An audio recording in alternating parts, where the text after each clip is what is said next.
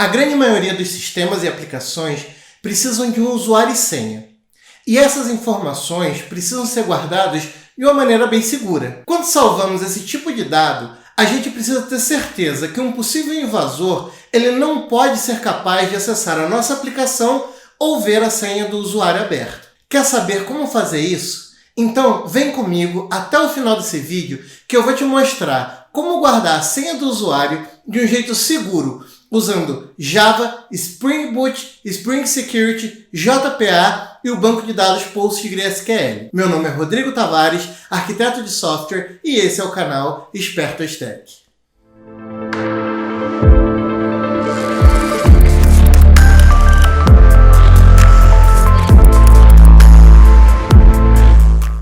E aí, pessoal? Sejam muito bem-vindos de volta. Hoje vamos ver como gravar a senha do usuário de uma forma segura no nosso banco de dados.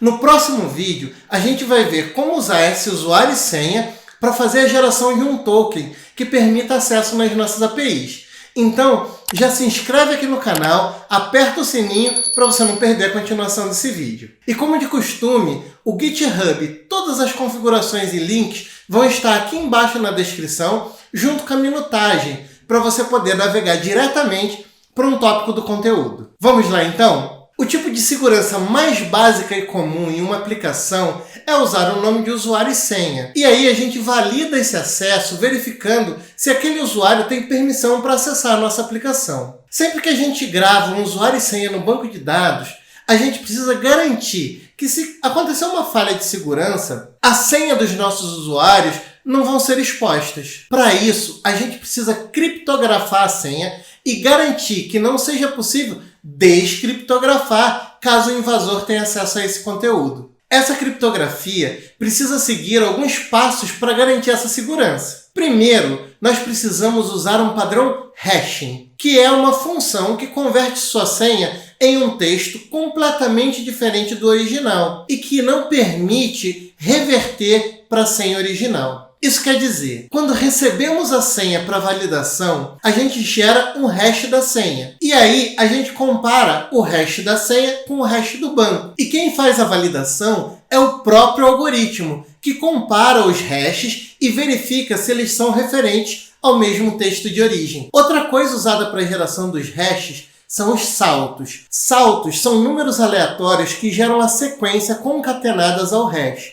evitando o que é chamado de ataques por rainbow tables, ou seja, os saltos garantem que uma mesma senha vai gerar hashes diferentes, não permitindo que você consiga comparar os hashes e saber qual foi a senha que gerou ele. E por último, a gente vai selecionar o algoritmo para fazer a geração do hash. Temos algumas opções de codificadores de senha disponíveis no Spring Security. Algumas delas são o bcrypt, que permite configurar o nível de segurança. scrypt, que permite configurar coisas como memória e CPU. O pbkdf2, que permite configurar o nível de segurança, os saltos, o tamanho e uma chave secreta para a geração do hash. E também temos o argon2. Esse aí foi campeão do Password Hashing Competition de 2015 e ele permite configurar o custo de memória, CPU, quantidade de interações e o tamanho do salto. Em todos eles, quanto maiores os números de salto, interações, CPU e memória, mais lenta vai ser a geração do hash. Agora que a gente já viu um básico de criptografia, vamos ver como gravar o nosso usuário no banco de dados criptografando a senha dele. Para fazer esse tutorial, você vai precisar, primeiro, de um projeto Spring Boot que você pode criar aqui no startspring.io e nele você precisa ter Spring Web, Spring Data e o Lombok. A gente também vai precisar do Spring Security, mas a gente vai colocar esse cara depois. Você vai precisar de um banco de dados. Nós vamos utilizar aqui o PostgreSQL. Eu estou aqui utilizando ele num Docker, mas caso você tenha ele instalado localmente na sua máquina, também vai funcionar. Você vai precisar do pgadmin ou qualquer outra interface para fazer a consulta dos dados do seu banco. E você vai precisar de uma IDE. Nós vamos utilizar aqui o IntelliJ. Se por algum acaso você tiver dúvida em qualquer um desses passos, deixa aqui embaixo nos comentários qual é a sua dúvida que a gente vê de fazer um vídeo mais para frente. Bem, vamos começar. A primeira coisa que a gente precisa é configurar o nosso banco de dados. O nosso POM, por padrão, ele está, como a gente tinha dito, aqui ó, com Spring Web, com Spring JPA e com o nosso Lombok. Eu preciso adicionar aqui o driver de conexão com o Postgre. Ctrl+C, Ctrl+V e aqui está. Sempre que você altera o seu POM, você precisa atualizar as referências do seu projeto. No caso do IntelliJ, você pode fazer isso nesse Mzinho que aparece para você sempre que você modifica o POM. Então vou clicar aqui. E uma outra possibilidade é você clicar aqui em Maven e nesse Reload All Maven Project, que daí ele também vai carregar todas as referências que estiverem faltando. Pronto. Uma vez que eu coloquei o driver do banco de dados, nós vamos configurar aqui dentro do application.properties, que fica na nossa pasta Resource. Então fechamos o POM, vamos abrir aqui o application.properties e vamos colocar as configurações de conexão. Vou copiar da minha colinha, colei a URL para o banco, o seu usuário e a sua senha. Uma outra coisa é definir como que será essa conexão. Se nós vamos criar o banco de dados cada vez que subir ou se nós vamos só atualizar esse banco de dados. Pronto. Vamos executar o projeto e ver se está tudo certo. Olha aqui, nossa aplicação está subindo e nós podemos ver que o nosso projeto está conectado com o banco de dados. Excelente, vamos parar ele aqui, fechamos. Pronto, já tenho a minha conexão com o banco de dados. O próximo passo é criar um repository que vai fazer a conexão da minha API REST. Então agora eu vou vir aqui, vou criar um package para colocar o meu repository. New package e vou chamar ele de repository. Vou chamar esse repositório de usuário.repository. New class. Aqui eu preciso que seja uma interface usuário repository. Aqui está o meu repositório. Eu preciso estender uma interface, que é a JPA Repository, mas para isso eu preciso do meu modelo de dados.